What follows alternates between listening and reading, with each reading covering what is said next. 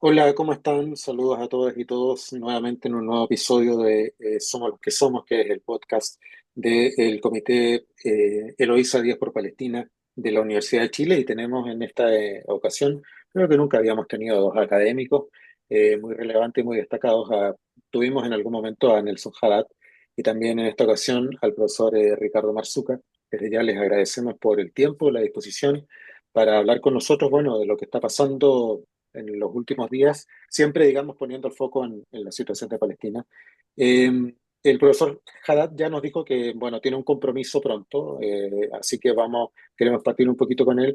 Nelson, queríamos preguntarte, bueno, tú fuiste protagonista de la presentación que se hizo en la Corte Penal Internacional en contra de Netanyahu y asociados, digamos, en relación al genocidio. La semana pasada, la Corte Penal Internacional entonces emitió las órdenes de detención y quisiéramos conocer un poquito tu reacción, qué te pareció esto que hizo la Corte Penal Internacional. Bueno, en primer lugar, nosotros estábamos esperando con preocupación porque ya habían transcurrido varios meses. Recordarle que el fiscal Karim Khan, el fiscal de la Corte Penal Internacional, emitió la solicitud a la Corte, digamos, a la Sala de Cuestiones Preliminares en el mes de mayo pasado. Y bueno, y pasaba el tiempo, pasaron los meses y recordábamos en el caso de la petición respecto del presidente Putin, la Corte no se demoró más de 15 días en otorgar la orden de arresto. Entonces, pudimos observar que la Corte estaba siendo objeto de graves e inaceptables presiones indebidas, amenazas, amedrentamiento por parte de Estados Unidos, en primer lugar, en especial del Senado norteamericano, especialmente los republicanos, y también lo que se denomina en el Estatuto de Roma los amigos de la Corte, o sea, los amicus curiae en latín, que son fundamentalmente Francia, Gran Bretaña y Alemania. Y en la idea de insistir en que no debían otorgarse estas órdenes de aprehensión. Se interpusieron recursos. Israel interpuso un recurso de nulidad porque estimó que la Corte no tenía jurisdicción para emitir estas órdenes, ni tampoco para conocer de una denuncia por crímenes de guerra y lesa humanidad, toda vez que Israel no era parte, no había ratificado el Estatuto de Roma. La Corte desechó esta apelación o este recurso. Después se invocó los acuerdos de Oslo que señalan de que durante el periodo de transición no se podía enjuiciar a ningún funcionario israelí, circunstancia que todos sabemos que los acuerdos de Oslo están muertos hace ya muchos años. ¿M? Y creo que al final las presiones fueron tan graves que en una conferencia de prensa el fiscal Karim Khan denunció esta denuncia y también estos intentos de amedrentamiento que gravemente vulneran los principios universales fundamentales de la función jurisdiccional, que son el principio de la autonomía y el principio de la independencia de los tribunales de justicia, no solamente los tribunales internacionales, sino que es una regla que también rige respecto a los tribunales nacionales. La independencia del Poder Judicial en la dictación de las resoluciones que estima pertinentes, sin injerencia de ninguna parte, de ningún otro poder y de ningún otro país. 93 países se convocaron para reclamar por estas presiones indebidas en apoyo al fiscal Karim Khan y en definitiva el fiscal invocó el Estatuto de Roma para iniciar un proceso de obstrucción a la justicia, porque en el fondo estas presiones constituían una obstrucción a la justicia. ¿Mm? y en ese momento ganó el recurso interno dentro de la Corte, ¿m? Para lograr el apoyo de la Sala de Asuntos Preliminares y bueno, y recién en la semana pasada, en noviembre, se expidieron las órdenes y que tienen por fundamento dos, digamos, cuestiones que son evidencias fácticas y también eh, es la prueba con la cual el tribunal da por configurado el presupuesto penal de los delitos. En el caso de los crímenes de guerra y de lesa humanidad, que los voy a detallar, pero señala dos cuestiones fundamentales. Primero, el uso de, del hambre como arma de guerra, es decir, la política sistemática de Israel de cortar todos los suministros básicos para la población palestina. Eh, y hay una frase que pronunció el propio Yoav Galán cuando era ministro de Defensa, dijo, estamos tratando con bestias humanas.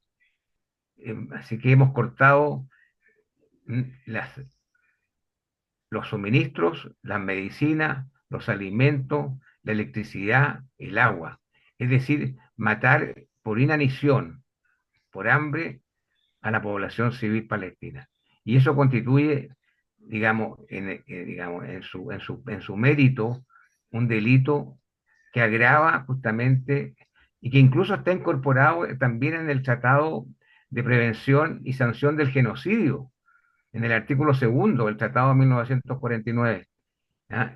En términos de que la política de cortar los suministros básicos a una población es un intento de aniquilamiento o de eliminación física de esa población.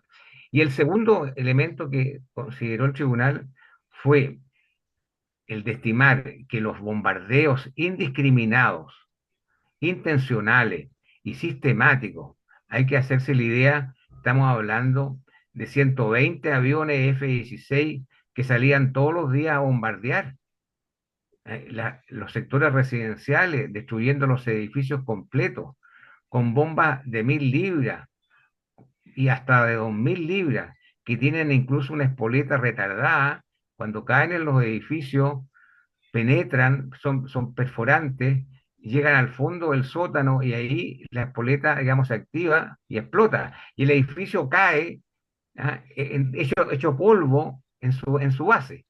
¿M? Y por supuesto matando a todos los habitantes de los edificios y básicamente con el fin de eliminar la población civil. Entonces, está muy clara la prueba y la acreditación de estos delitos. Y además, señalar que dentro de los delitos que son hoy día crímenes de guerra y de lesa humanidad, dentro del Estatuto de Roma, hay que incorporar también eh, el desplazamiento forzoso de la población, el castigo colectivo, el apartheid, la limpieza étnica, las violaciones masivas, el encarcelamiento y la prisión bajo tortura sin el debido proceso, sin contar con abogado defensor y sin formulación de cargo, lo que constituye, digamos, una grave falta a lo que es la función jurisdiccional. En consecuencia, está acreditado desde el punto de vista jurídico las bases para llegar a la conclusión que se habían cometido graves y violaciones a los derechos humanos y la comisión de estos delitos específicos que están en el Estatuto de Roma. ¿M? Y en definitiva fue el origen de la dictación de estas órdenes, que claro, algunos se preguntan cómo detener, cómo se pueden hacer efectivas las órdenes, Marcelo. Claro, hay que explicarle que la Corte Penal Internacional y así como la Corte Internacional de Justicia de La Haya no tienen una policía propia. En consecuencia, cuenta con la cooperación de los países que son Estados miembros y la Corte tiene 125 Estados miembros. Y hay que señalar que Naciones Unidas tiene 193 países miembros. Es decir, hay un importante número de países que no quisieron suscribir el Tratado de Roma. Y entre ellos está Israel, está Estados Unidos, está Rusia, está China y hay algunos países asiáticos. Pero sí están los países europeos, están los países latinoamericanos. Hay hoy día una alerta roja mm, que recibió Interpol Internacional, está en todos los aeropuertos del mundo y si en algún momento el señor Netanyahu o el señor Galán llegan a estos aeropuertos de países que han suscrito el Tratado de Roma, la obligación del país es proceder a su detención. Y esperamos que en algún momento suceda. Salvo que va a ser, creo que bastante difícil que el propio Netanyahu se entregue, porque en este momento es un prófugo de la justicia, está con orden de arresto y no se ha Mm. presentado a cumplir la orden del tribunal. O sea, hay un desacato desde el punto de vista jurídico de estos dos personajes que están nominativamente designados como criminales de guerra. Perfecto, gracias Nelson por este pequeño preámbulo. No sé, Ricardo, si tú le puedes dar una vuelta un poco a esta visión, digamos, a esta presentación que ha hecho Nelson.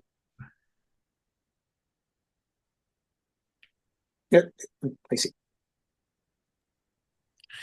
Sí, no, me parece muy certero y completo el análisis que acaba de hacer Nelson. A mí me parece que, bueno, la orden de captura o de detención, digamos, que tienen estos criminales de guerra, como muy bien lo ha escrito Nelson, yo creo que lo importante es que se cumpla efectivamente tal como, como lo ha escrito Nelson en la última parte, digamos, ¿no? Hay cosas que preocupan.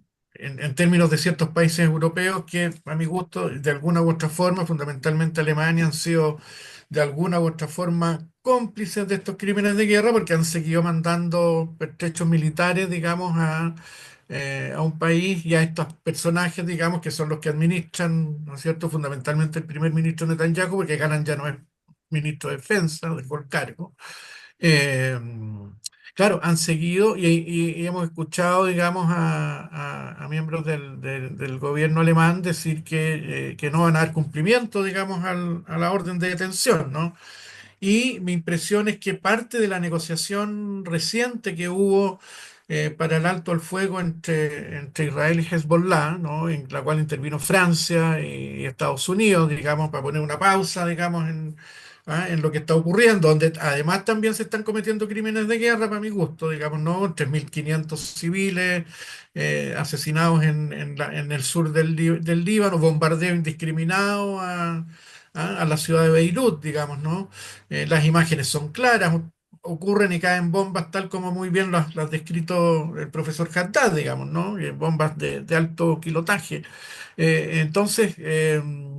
Efectivamente, lo preocupante es que no se cumpla esto, porque estuve leyendo por ahí en las últimas informaciones que Francia, ¿no? Y Macron habría declarado de que Netanyahu iba a tener inmunidad, digamos, si llegaba a Francia. Jonas Nelson, que conoce mejor la parte jurídica, digamos, puede corroborarlo. Es preocupante, yo no sé hasta qué punto puede aplicar un concepto tal como el de inmunidad a un sujeto que tiene orden de detención por crímenes de guerra, por crímenes de lesa humanidad, digamos, ¿no? Y pareciera ser que eso fue parte de una suerte de negociación, porque Francia, como el Líbano estuvo bajo mandato francés de alguna otra manera, y desde el siglo XIX, incluso antes, los franceses siempre quisieron ser como los protectores sobre las minorías cristianas, ¿no? del Próximo Oriente y fundamentalmente la zona sirio-libanesa. Entonces, pareciera ser que parte de la negociación para el alto al fuego, por los análisis que he logrado pesquisar hasta el momento, fueron justamente para que Israel cesara el bombardeo, digamos, y accediera a un alto al fuego de 60 días y dar cumplimiento a la resolución de Naciones Unidas del Consejo de Seguridad, la 1701, que es del 2006, ¿no? Cuando Israel se vio obligado a retirarse del Líbano. Eh, el hecho de que Francia se comprometiera, digamos, a no detener a Netanyahu, digamos, y darle esta suerte de, a lo mejor Nelson puede complementar el concepto, yo no sé si jurídicamente puede aplicar una figura de esa naturaleza, otorgarle inmunidad, digamos. Entonces, bueno, cuando dos potencias europeas del peso que tienen Alemania y Francia, uno porque efectivamente simplemente declara que no va a dar cumplimiento a la ley, ¿no? Y por lo tanto es interesante que Nelson a lo mejor nos complemente, bueno, en qué figura cae un país que se niega a cumplir con una orden de la Corte Penal Internacional y otro que de alguna manera asume una figura, digamos, eh, aduciendo esta suerte de inmunidad que le va a entregar, digamos, a Netanyahu si llegara a ir a Francia, digamos, ¿no? Entonces, a mí me parece preocupante, como es preocupante todo lo que ocurre en torno al derecho internacional. Si yo creo que todo lo que está ocurriendo en Gaza y lo que está ocurriendo en el Líbano también, lo preocupante, ¿no? Es que las potencias europeas, ¿no? Líderes del liberalismo, de la democracia, ¿no? Un país como Francia, ¿no? Donde después de la Revolución Francesa surgió la Declaración de los Derechos del Hombre, digamos, y concepciones importantes de libertad, igualdad, fraternidad, bueno, y todo el andamiaje que se construyó, ¿no? De posguerra en torno a los derechos humanos y al respeto al derecho internacional, se cae, digamos, como se caen los edificios con las bombas que describió Nelson, digamos, de 1.000 y 2.000 libras. En la medida en que no se da cumplimiento a las resoluciones del Consejo de Seguridad de Naciones Unidas. O sea, Israel lleva, ¿no?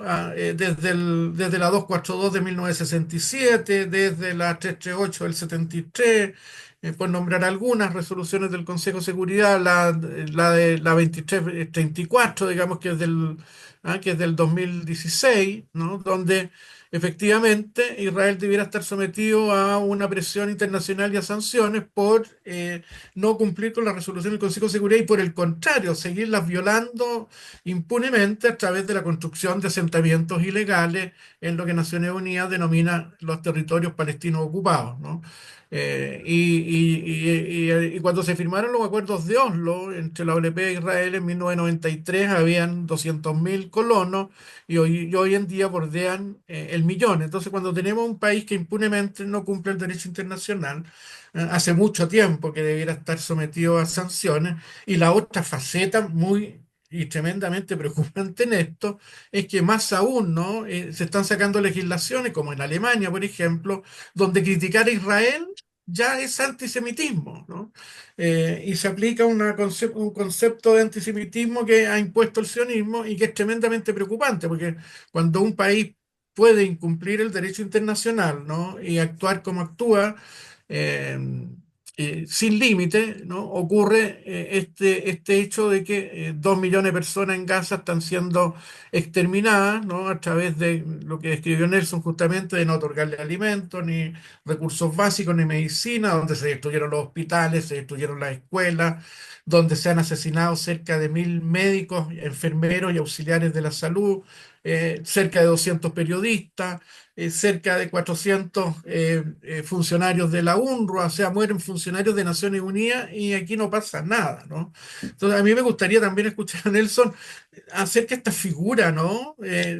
Para mi gusta casi inventada, digamos, le vamos a otorgar inmunidad, o sea, a este tipo yo no le voy a aplicar la ley internacional y una orden de captura que tiene otorgada, ¿no es cierto? Y puesta sobre la mesa por la Corte Penal Internacional de Justicia. Entonces, bueno, ¿para qué tenemos derecho internacional? ¿Para qué tenemos, ¿no es cierto?, Corte Penal Internacional? ¿Para qué tenemos un andamiaje si simplemente van a haber países, como el caso de Israel fundamentalmente, que puede violarlo impunemente y cometer crímenes de guerra de lesa humanidad, además del crimen de apartheid que lo viene cometiendo, ¿no es cierto?, hace ya bastantes años, que está acreditado por Human Rights Watch, por Amnistía Internacional, por una ONG como la B'Tselem, que es una ONG israelí, que todos los días está publicando cosas, denunciando los crímenes que se cometen en los territorios palestinos ocupados, además de los crímenes de Gaza, ¿no, Marcelo? Los crímenes que se cometen en la margen occidental del Jordán, digamos, ¿no? Hay un Y donde informe lo de preocupante violación a los además, derechos humanos. el informe de Francesca Albanese, ¿no es cierto?, que es la relatora especial para Naciones Unidas, que ha dicho con mayúsculas y con todos los tonos ¿no? Que en Gaza se está cometiendo un genocidio, ¿no? Entonces, bueno, hay quienes pretenden negarlo. Preocupante, digamos, los posibles funcionarios de la administración de Trump cuando asuma en enero, digamos, ¿no? Que hemos escuchado al senador Rubio, digamos, hablando de que lo que se está haciendo en Gaza está perfecto, a otro senador, ¿no es cierto?, diciendo de que la margen occidental del Jordano, Cisjordania no existe, que Judea y Samaria, que los asentamientos ilegales, según el derecho internacional, son ciudades, digamos, que absolutamente legítimas. Entonces, yo creo que lo que está ocurriendo es tremendamente preocupante. El desmoronamiento del derecho internacional es grave, ¿no? Y la otra faceta preocupante también es que los medios de comunicación occidentales están invisibilizando lo que está ocurriendo en Gaza, que es un crimen de lesa humanidad y un genocidio, el primer genocidio del siglo XXI, y negarlo o invisibilizarlo o no capturar a los responsables me parece que es tremendamente preocupante para el futuro de la sociedad, ¿no? De la sociedad que vivimos hoy, digamos. Eso, Marcelo. Sí, Nelson, ahí hay varias ideas. Sí, ¿Qué pasa con esta figura esta cosa de otorgar inmunidad? Yo puedo un sí, país voy otorgar a ir. inmunidad Sí, a un creo que sujeto que con orden de captura por parte de la Corte sí. Penal Internacional, por favor, acláranos, porque Sí, por supuesto. Tengo unos minutitos que me quedan. Mira, creo que tus observaciones son aportes muy útiles, Ricardo, porque me ayuda a explicar justamente estas graves contradicciones. Mira, en primer lugar, primero respecto a la posición de Francia, primero, porque el día de ayer Macron declaró que Francia iba a cumplir con sus obligaciones de cooperar con la Corte Penal Internacional. Ayer, y en una voltereta, pero inédita, vergonzosa, ¿m? Hoy día declara, de que Francia no podrá cumplir con las órdenes de arresto toda vez que el señor Netanyahu gozaría de inmunidad en razón del ejercicio de su cargo como primer ministro de Israel. Bueno, si estudiamos y leemos bien el Estatuto de Roma, en el artículo 27 del Estatuto de Roma, hay una disposición que establece que las órdenes de arresto se deben cumplir en toda circunstancia y cual sea la posición oficial del imputado, cual sea el cargo que ostente, si está en ejercicio o si está fuera del servicio. Es decir, si, en el caso, por ejemplo, de Yoav Galán, dejó de ser ministro de Defensa, pero la orden sigue vigente a su respecto, porque en el fondo persigue al individuo, nominativamente al individuo y no en razón de su cargo o el cargo que ostentó en el pasado. Por eso que el rechazo es absoluto, basándose en una disposición que tiene aplicabilidad sin ninguna distinción. Ese es lo primero. Lo segundo, y esto otro episodio que causa estupor, ¿ah? Eh, ayer se reunieron en Jerusalén el senador republicano de reconocida postura pro-sionista, Lindsey Graham, Graham. ¿verdad? ¿Y qué discutieron con Netanyahu? Discutieron acerca de las sanciones que Estados Unidos y el Congreso norteamericano le iba a imponer a aquellos países que colaboraran con la Corte Penal Internacional. O sea, ya esto ya causa estupor. O sea, es una carencia de escrúpulo moral absoluto. O sea, ellos se, definieron las sanciones que se iban a imponer a aquellos que cumplían con la ley, aquellos que cumplían con un mandato ratificatorio del Estatuto de Roma.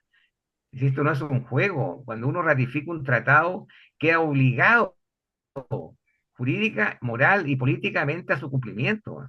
Entonces, realmente eh, eh, la situación hoy día, la Corte es preocupante porque se está formando, además, un movimiento que también lo tiene Alemania, que incluso ya declaró que no iba a cumplir con las instrucciones ni con la obligación de cooperar, porque la obligación de cooperar es fundamental.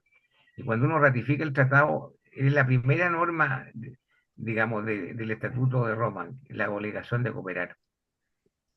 Por eso que estamos preocupados, pero a su vez también Gran Bretaña está en una posición ambigua. En un momento Starmer, el primer ministro, señaló que iban a cumplir con las normas, pero después ha guardado silencio y no sabemos en definitiva la posición de Gran Bretaña cuál va a ser.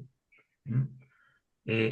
Hay países en Europa que sí están, digamos, absolutamente contestes, como España, como Irlanda, como Noruega, los países nórdicos, etcétera, están llanos y disponibles para cumplir con las órdenes de detención si en algún momento Netanyahu llegara a estos países.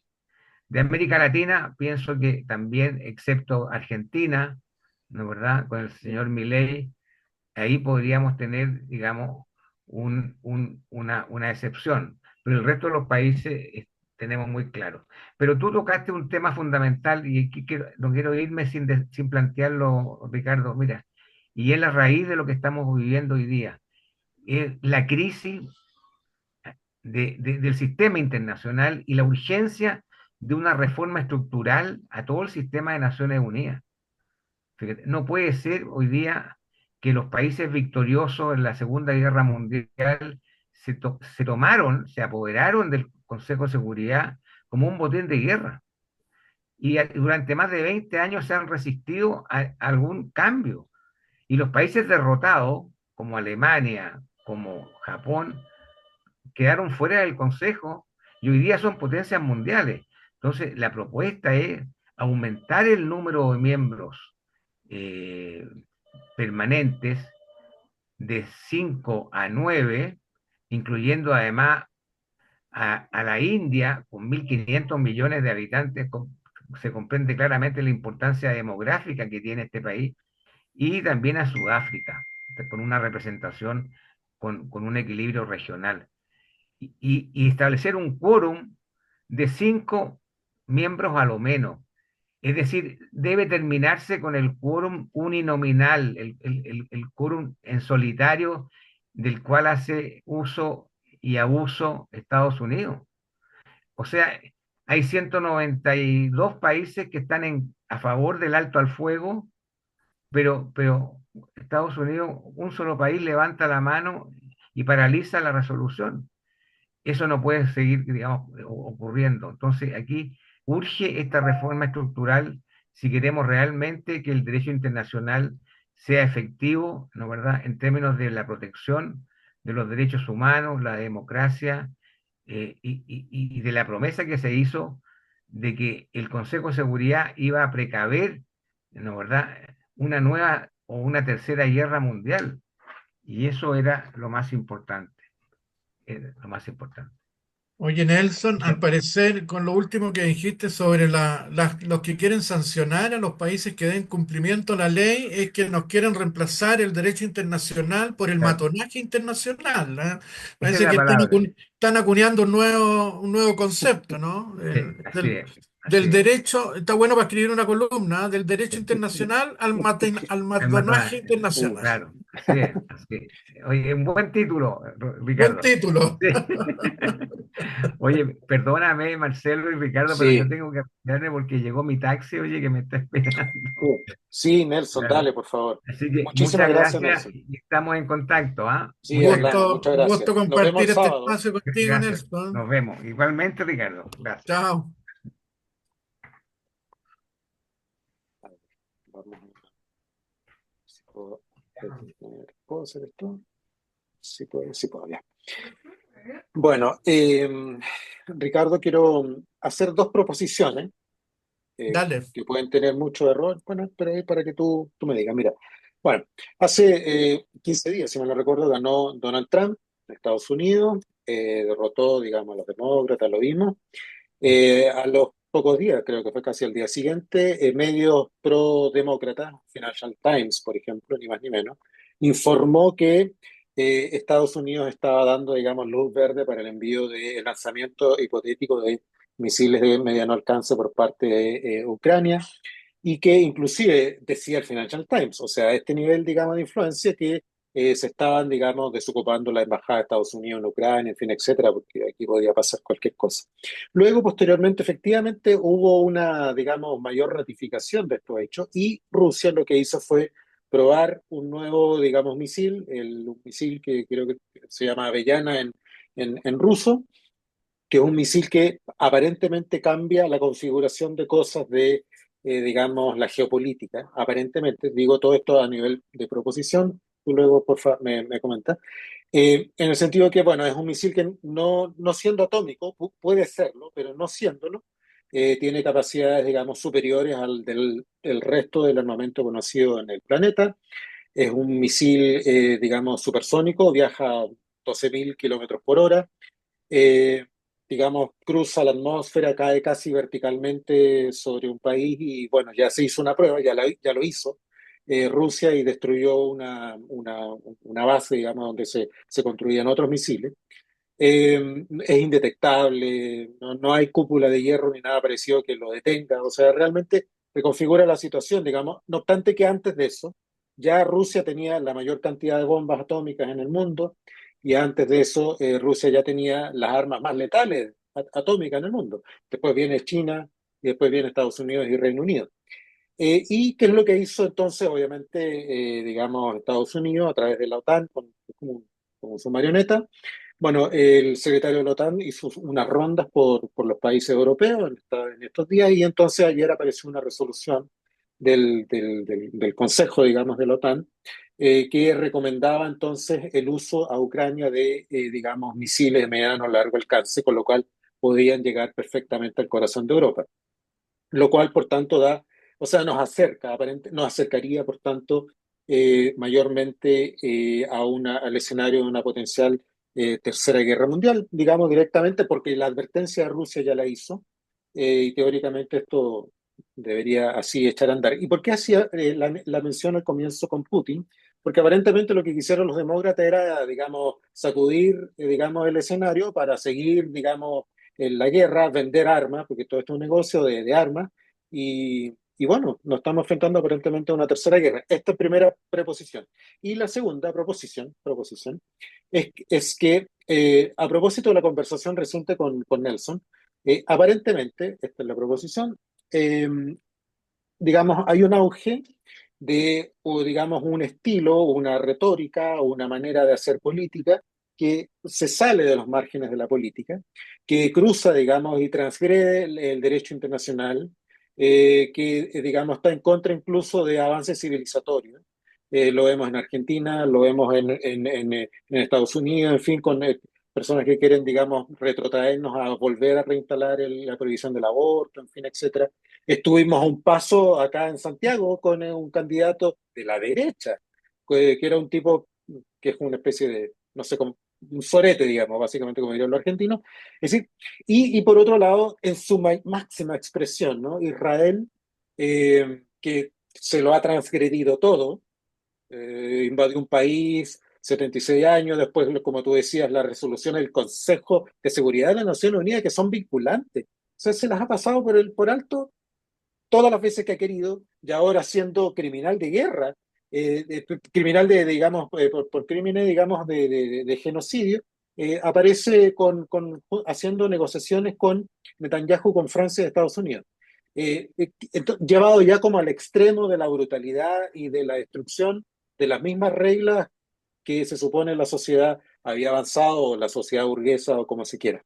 Esas dos proposiciones, Ricardo, no sé cómo lo ves. Eh, y bueno, bien preocupante el escenario, ¿no? El escenario internacional me parece que Más allá de, claro, de las críticas que se le han hecho a Rusia, digamos, la invasión a Ucrania, las órdenes de captura que se hicieron a Putin, etcétera, bueno, que nos pone en contradicción con lo que veníamos conversando, ¿no? Que operan para unos y no para otros. Pero a mí me parece preocupante, digamos, el nivel de violencia desatada. Había una política, yo he escuchado un poco cómo ha evolucionado el tema, digamos, en este sistema unipolar con que partimos a principios de los 90, digamos, con la caída del muro de Berlín y que después, ¿no es cierto?, ha ido caminando y se han ido posicionando otros actores para tratar de crear, yo creo que lo que podría ser un sistema más multipolar, más abierto, tiene que ver con la proposición que decía Nelson, digamos, de hacer modificaciones importantes en el Consejo de Seguridad de Naciones Unidas y en el armatoste, digamos, de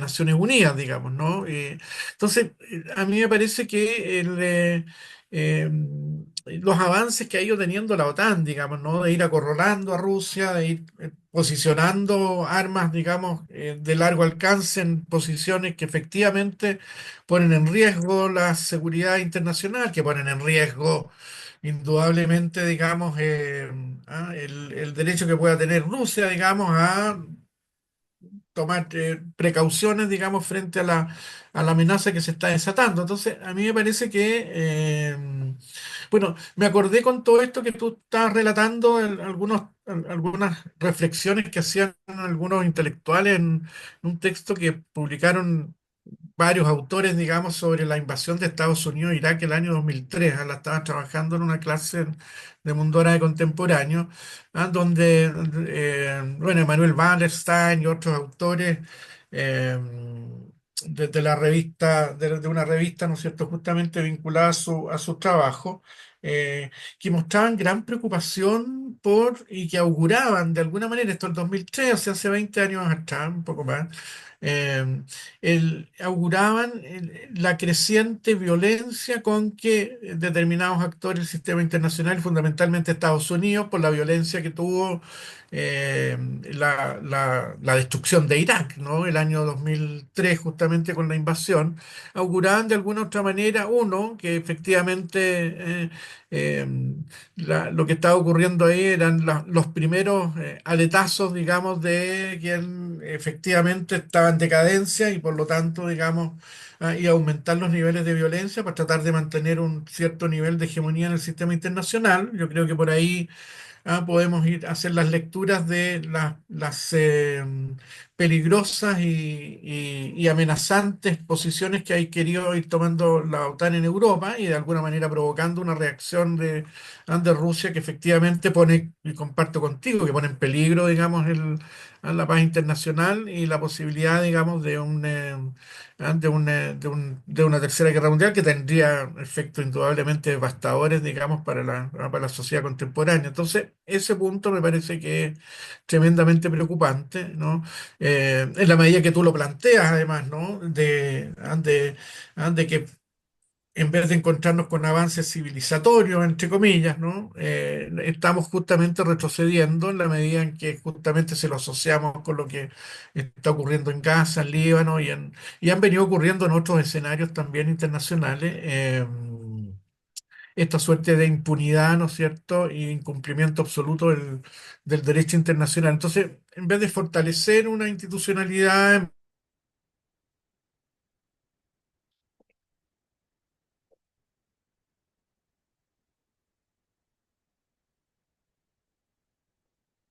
a una hegemonía, digamos, de una potencia que está en absoluta decadencia. Y cuando vemos a personajes o futuros eh, partícipes, ¿no?, de lo que va a ser el gobierno de Donald Trump, ¿no? Ya el ascenso de Trump es tremendamente preocupante en un país como Estados Unidos, ¿no? Eh, Porque un hombre que tiene también problemas judiciales complejos, digamos. Mm. Entonces, claro, entonces que salgan personajes como Donald Trump, que hayan salido en Brasil personajes como Bolsonaro, que salga la Meloni en Italia, digamos, augurando, digamos, el retorno del fascismo, que ocurra lo que ocurre en Argentina con Milei, digamos, y con discursos de este suerte de matonazgo internacional, digamos, ¿no? De incumplimiento de las resoluciones de la Corte Penal Internacional, si uno lo une con lo que está ocurriendo, efectivamente me parece que es tremendamente preocupante, Marcelo, ¿no? Es muy preocupante, nos ponen a todos en riesgo y nos da cuenta de que quienes de alguna u otra forma se presentaron como los garantes de un sistema, como lo decía Nelson hace un rato, ¿no? De democracia, de libertad, ¿no? De progreso, y nos encontramos justamente con que yo diría que vamos en sentido inverso, ¿no? Y eso tiene que ver, bueno, con el sistema que estamos viviendo. Yo creo que además las grandes desigualdades que se han profundizado en las sociedades contemporáneas tienen que ver también con esta posicionamiento, ¿no? De un capitalismo neoliberal, digamos, increciendo, ¿no? De un sistema extractivista que está poniendo en riesgo, ¿no es cierto?, con personajes como Trump y otros más, ¿no es cierto?, que niegan el cambio climático, digamos, y todo lo que el hombre está haciendo para destruir la naturaleza, la incapacidad de pensar una economía que supere, digamos, un capitalismo voraz, ¿no? Y que nos permita construir sociedades efectivamente más justas, ¿no? Y que apunten a romper definitivamente las desigualdades y nos encontramos con sistemas que están acrecentando efectivamente las desigualdades sociales. Entonces, en ese contexto, me parece que es tremendamente preocupante todo lo que estamos presenciando en estos tiempos, ¿no?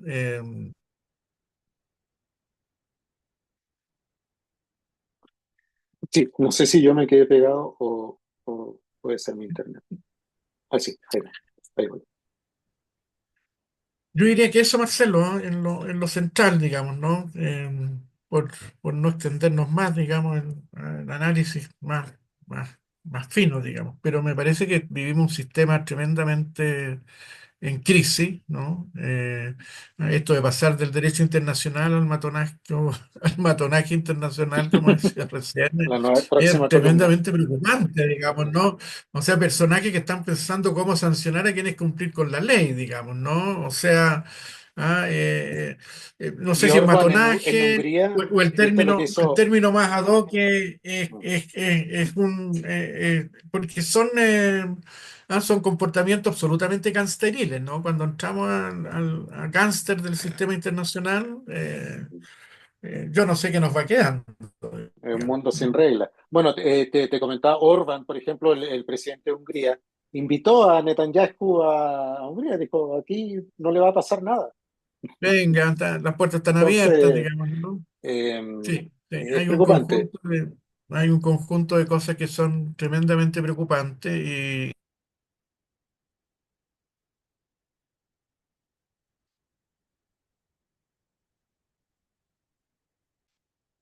eh, eh, Persecución a las comunidades árabes, a las comunidades musulmanas, digamos, ¿no? Entonces, claro, pareciera ser que el antisemitismo fue reemplazado por la islamofobia, por esta suerte de persecución a las comunidades árabes, ¿no? Que es como un retorno al antisemitismo original, digamos, ¿no? Porque todos los caballeros que han instaurado esta colonización de asentamiento y este modelo de un Estado de apartheid colonial en el corazón del Próximo Oriente, en Palestina, ¿no? Son todos personajes europeos que de semita no tienen nada, digamos, ¿no? Mm, De origen polaco, ¿no? De origen ruso, de origen ucraniano, una colonización de asentamiento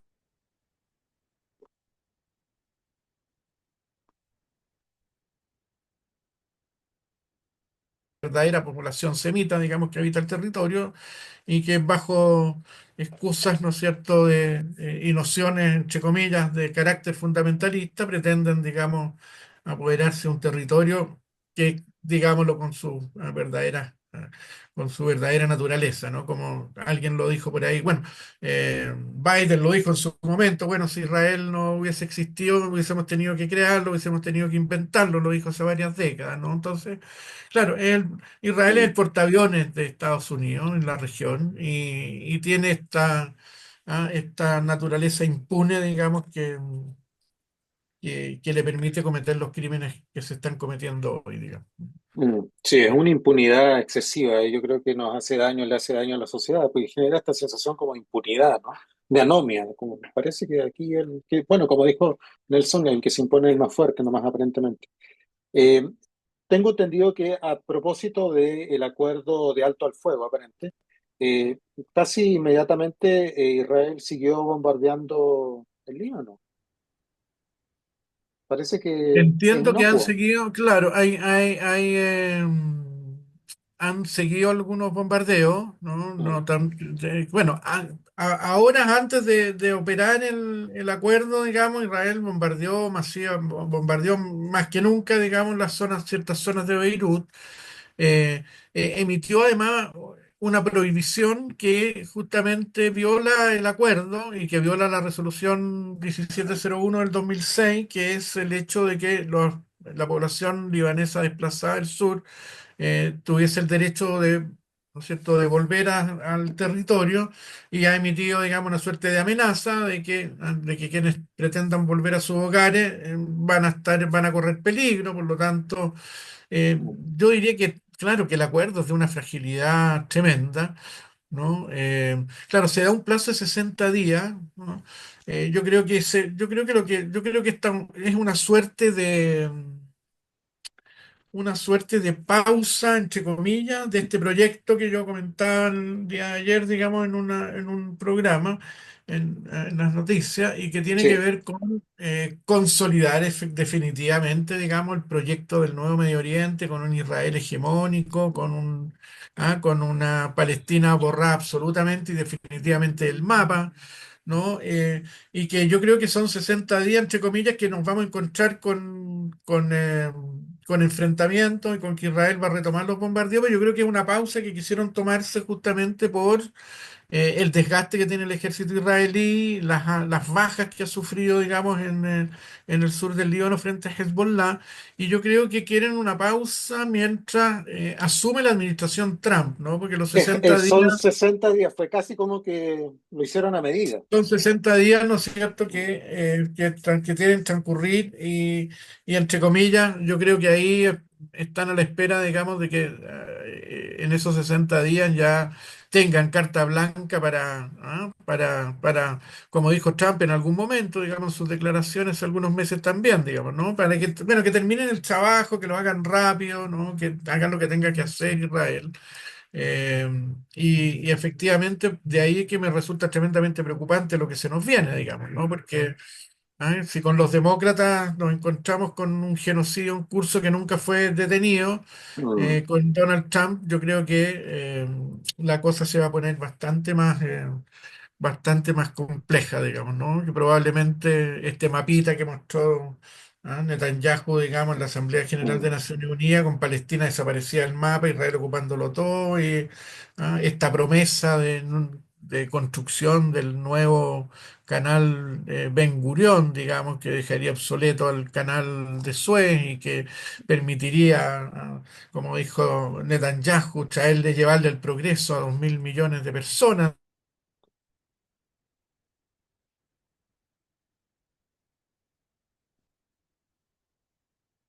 Además con la apropiación de Gaza, ¿no? Eh, y de parte del sur del Líbano, que están en esa, ¿no?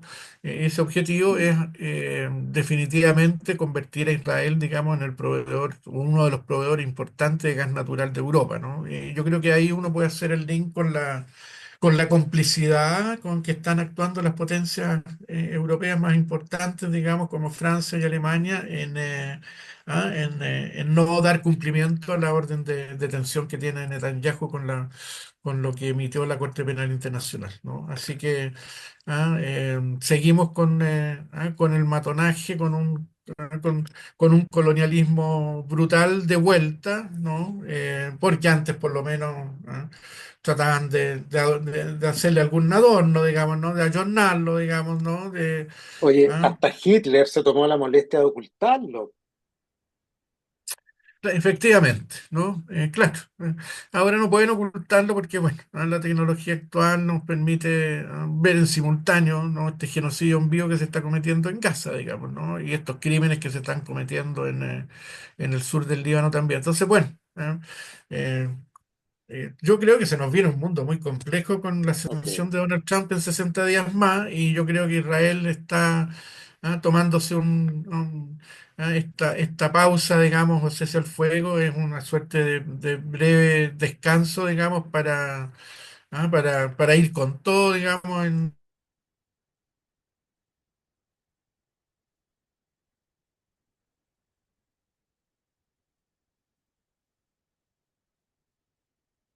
touch, ¿no? Con este matonaje internacional o los países que se atreviesen a dar cumplimiento a la ley internacional.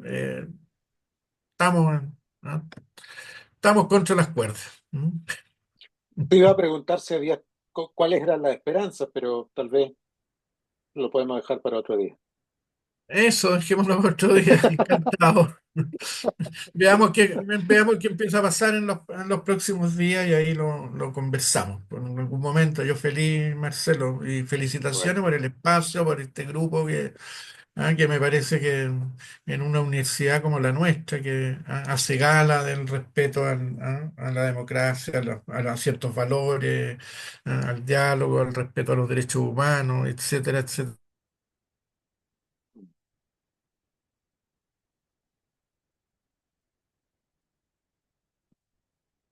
para que ojalá la universidad tome definitivamente ese cauce.